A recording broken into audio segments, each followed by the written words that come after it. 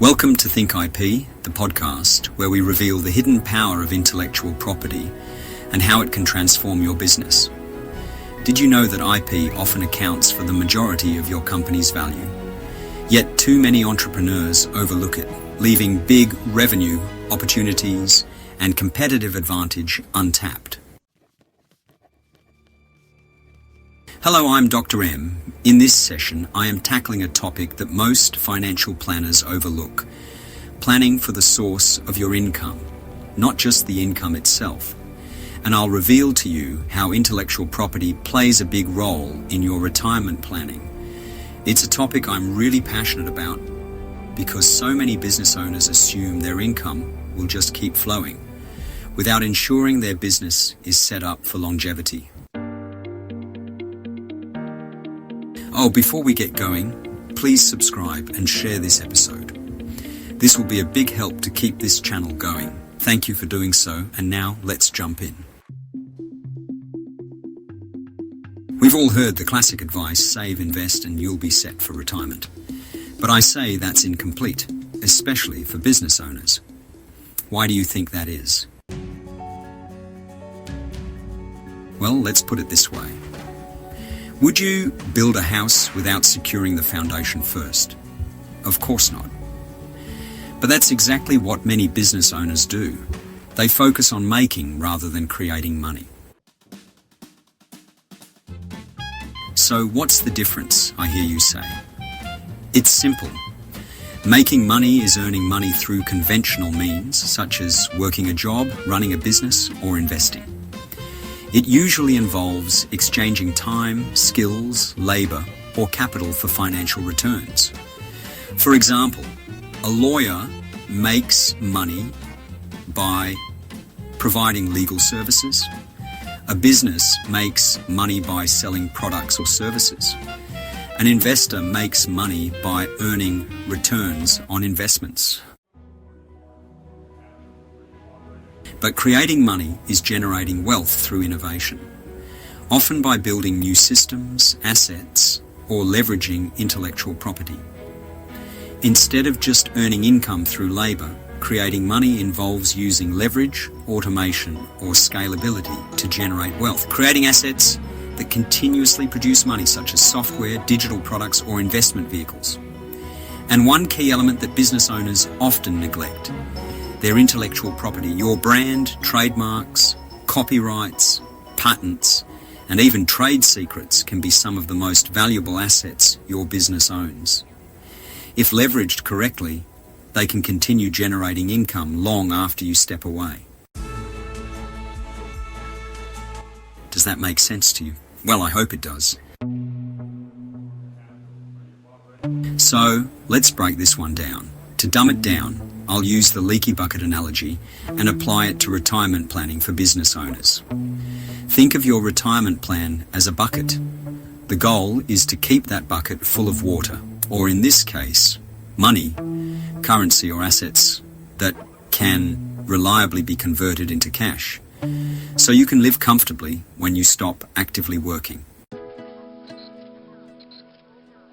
Now, if you're in employment, that water comes from a steady paycheck, so your focus is on filling the bucket with savings and investments.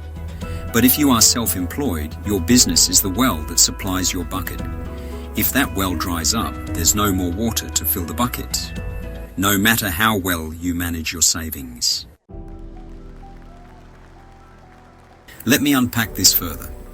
If you are an employee, your retirement will depend on two main things: your salary and investments. Your salary represents a fair return on your labor, and the income from investments represents a fair return on your capital. The level of return on your labor will be subject to your health, skill set, and work opportunities. The return on capital will depend on the quality and risk profile of your investments. Now, both sources of money to fill that bucket are controlled by someone other than you. The company you work for controls your salary, and the manager of your investments controls your financial return on capital. It's something many people don't think of in that way.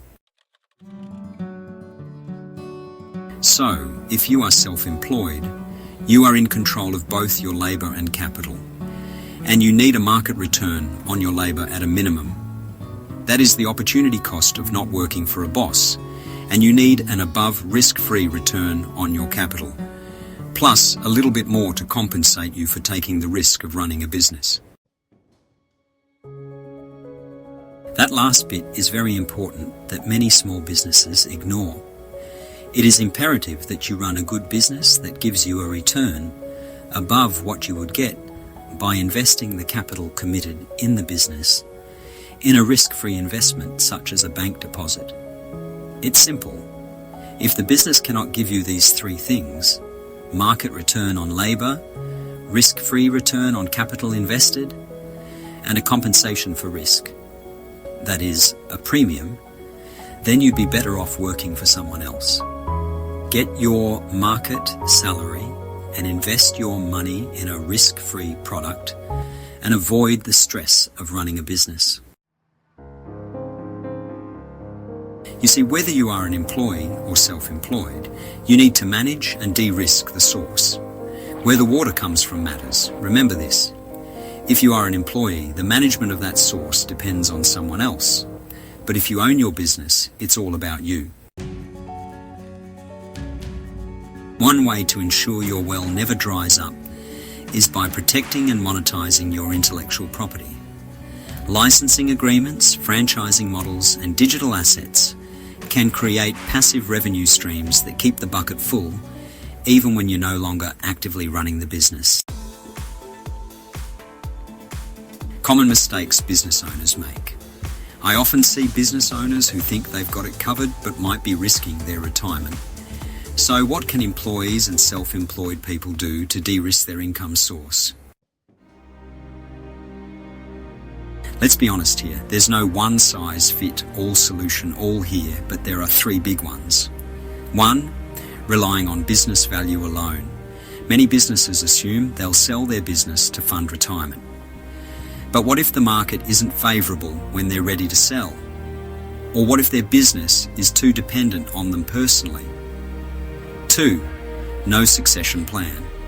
Without a clear succession plan or a strong management team, the business can lose value quickly if the owner steps away. 3. Ignoring intellectual property assets. Business owners often fail to protect their trademarks, copyrights, and proprietary processes. These assets can significantly increase business valuation and create revenue through licensing or franchising hybrids. Without proper protection, competitors can easily capitalize on your hard work. Please remember that protecting and monetizing your business intellectual property can actually boost retirement security. Imagine owning a patented product that generates royalties, or a license model that continues bringing in fees even after you retire. These are income sources that don't require active involvement, and they make your business far more attractive to buyers. And moving forward, we must evolve and accept the days of selling skills are dead and buried. We need to focus on packing skills and selling them as products. Well, that's a chat for another time. Now let's talk about the practical solutions.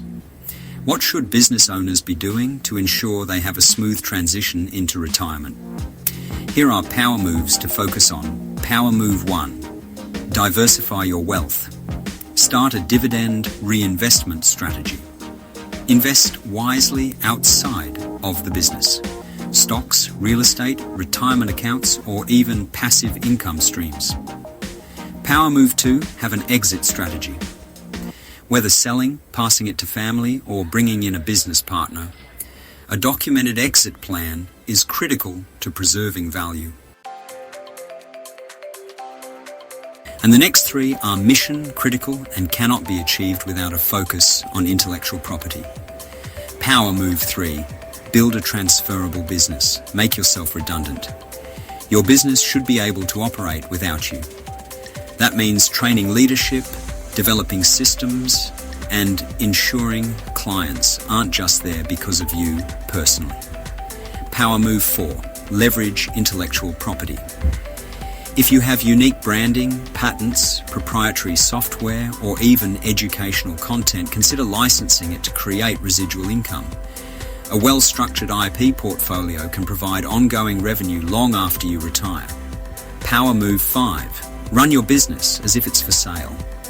Think of your business like a house you're about to sell. Wouldn't you keep it in top shape? Running a business with this mindset keeps it efficient, attractive, and competitive. Your team should reflect professionalism, your inventory should be well managed, and customer service should drive loyalty and positive reviews. This means your intellectual property assets are ready to be transferred and generate a high exit value. I hope you got all that, but just in case, let's package these 5 power moves in a practical example for a business owner planning retirement. This is an actual example, a current client. Let's call her Karen, the owner and founder of KAZ Cybersecurity Solutions. After 15 years in business, Karen wanted to secure her financial future, so we put a plan together. Here's what we did. Wealth diversification. Karen had all her money tied up in her business. Big risk. So she started a dividend reinvestment strategy, putting profits into stocks, real estate, and retirement accounts. Now, she wasn't just relying on her business for financial security, she was building passive income on the side. Exit strategy. Karen knew she wouldn't run the business forever, so we mapped out her exit plan early. Would she sell? Pass it on? Merge? After weighing her options, we prepped the business for a future acquisition, while also training a leadership team to run things smoothly without her. PM3, build a transferable business. Now this is a big one. We made sure her business didn't rely on Karen. She delegated key roles, automated processes, and empowered her COO to take the reins. The result?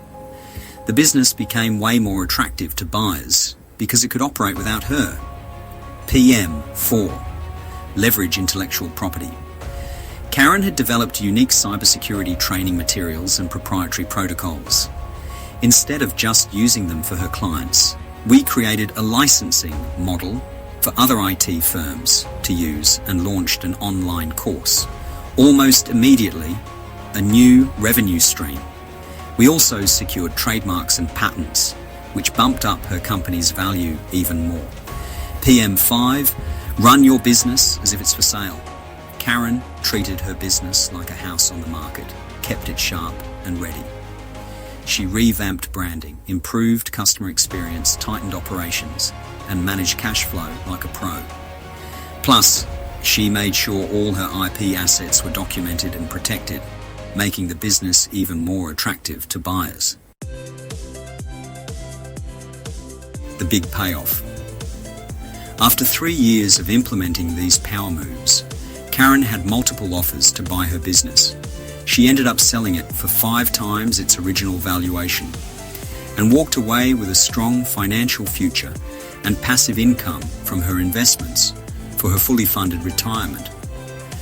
Karen was smart. She didn't just exit. She created an income stream that worked for her long after she stopped working.